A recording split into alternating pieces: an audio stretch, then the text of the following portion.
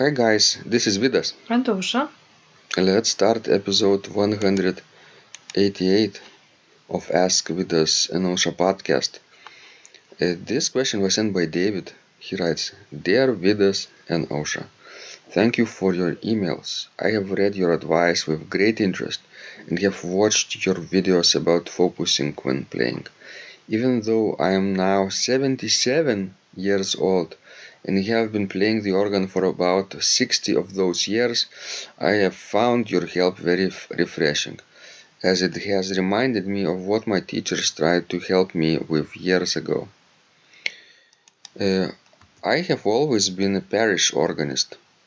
I have never reached the dizzy heights of playing in large churches or cathedrals. But I really enjoy daily practice. I have a digital 2-manual organ at home. I would really love to do a public recital, but up to now, with one brief exception years ago, I have not had the confidence to try. My church, where I am assistant organist, is going to do a series of recitals to mark the church's 500th anniversary, and I would like to be a part of that. Let me give you an example of what I think is my problem. I have been studying for a long time Bach's D minor toccata and fugue. The toccata I can play reasonably well from memory. I have worked very hard on the fugue, but I find I make a couple of mistakes when I play it. I then go back to the places where the mistakes happened, and I find that I can play those sections okay. Next time I play, the same thing happens, only the mistakes occur in a different part of the fugue, which, when I return to them, I can play well. Perhaps many organists have the same problem. I seem to be able to cope with shorter works like Lefebvre Sorties in B flat and E flat major, some of Bach's chorale preludes and pieces like Wern's Lied. I would really appreciate your thoughts and advice on this problem. And I thank you once again for your help. With all good wishes, David. So, Ausra, the problem that David is facing is basically really a common one. Remember our student from Undamari studio, Vytautas, right? Yes. He played D minor toccata years ago. The fugue was really a problem for him too. Well, it's very natural to have problems in the fugues and not in the preludes or toccatas, because usually fugue is a piece based on counterpoint, and sometimes, as in Bach's case, even very sophisticated counterpoint, and it's hard to handle. So it's perfectly natural. Another problem that David has, he says that he makes mistakes in various places. One time when he plays in one place, and then another time in another place, and when he goes back to those places, he says that he can play them well. I think it's also normal. That's what happens during actual performance. But the thing is, before your public performance, you have to be able to play without mistakes for yourself. A lot of times. Yes, a lot of times. In a row. Yes, and it does not mean that during your actual performance you will play without any mistakes. Those mistakes still might happen. But the main thing is how you react to your mistakes. Do we disturb your playing so much as you lose the sense of general flow of your piece? Or you just keep going and you will not react to them. Mm-hmm. You're absolutely right, Osha. Remember, we shared just a while ago your recording of BWV 552 E flat major prelude and fugue from our Bach's birthday recital. And remember, in one place you missed one pedal note, right? Yes, and How did you feel? now it's so nice to discuss all my mistakes publicly, but that's okay. We learn. Yes, I hit the wrong note in the pedal, but How did actually you react to this feeling? I just I I immediately heard what I did, but I just kept going and It, kept it, playing. it didn't disturb you. Not at all. So that's a good accomplishment, I think. Because You should be proud of yourself. the live performance is not recording a CD. If you would record a CD, some people make like 5, 6, or even 10 shots of one piece. And even going further, some people just cut off some of the places of the music, and then sort of glue with other take out from another example, and we make a perfect piece Mm-hmm. out of like 10 recordings. So, but no, this is not a goal actually, and this is not what I seek with my playing. I think the live performing is always more excited, and I value it much more. Sometimes, Sosha, we have incorrect way of understanding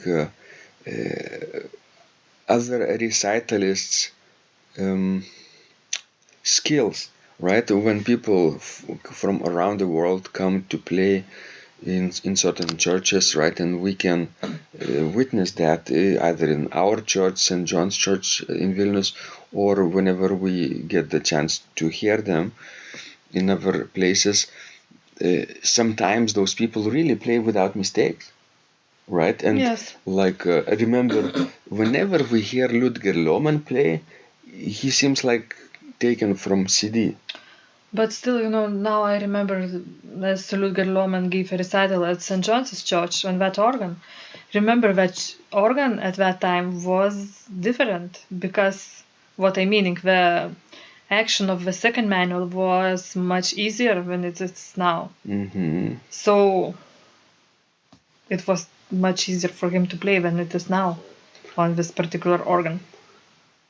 We're recording this conversation just a few days before Easter, and on like a week from Easter, our friend and student John Higgins from Australia will be playing a recital here in Vilnius too.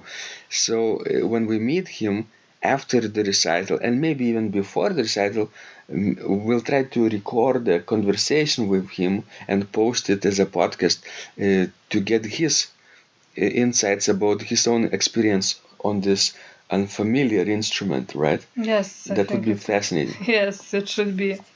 Yes. And Tosha, yes, Ludger Lohmann and other people, those famous virtuosos, um, they play seemingly without mistakes, but we have to keep in mind that those people who tour the world, they most certainly play the same pieces over and over again That's true. in different churches.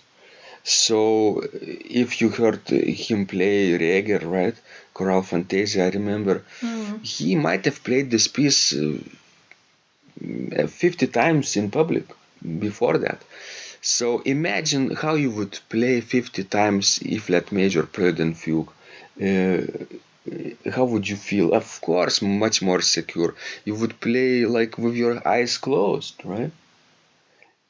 Well, yes, I guess so. Yeah, so every time you get a little breakthrough, a little bit of discovery about yourself, your instrument, your piece after each public performance, and it gets better and better every time. I think, but those mistakes can still happen in uh, in various places. You cannot really prevent them. I know, and even organ can something happened to the organ during your performance, Hmm. and you will have to manage somehow to finish your recital. Well, exactly. Remember, as we had that accident in Nida. Yeah, one key is stuck. Yes. cipher. On your side of the organ because you were playing the left And I had to part. adjust my part, my texture, taking into account of this cipher, which I could not really get rid of it, or maybe I could get rid of it, but then I had to be careful not to touch it again. I know, and it happened at the beginning of the recital, so you had to struggle all the way through. Exactly, like for 50 more minutes. That's right. Exactly. It's fun. It's part of the experience, this life thrill of performance. And we seek out those situations. If we would enjoy secure performance, right, we would just listen to a CD at home. That's true. But for David, I have a suggestion that he definitely have to play a public recital, because anniversary of 500 for his church, that's a big anniversary, and he is lucky to be able to witness it. So he definitely have to perform. What I would suggest, that he would give himself as many dress rehearsals as he can. I think it will help to overcome those mistakes, Like yesterday, like with Undamari Studio, we had a dress rehearsal, although our real organ recital will be just in 2 months. Now people can really assess their skills and their situation much better, and maybe improve themselves over those 2 months. Yes. Thanks, guys. This was Vidas. And Ausra. Please send us more of your questions. We love helping you grow. And remember, when you practice, Miracles happen.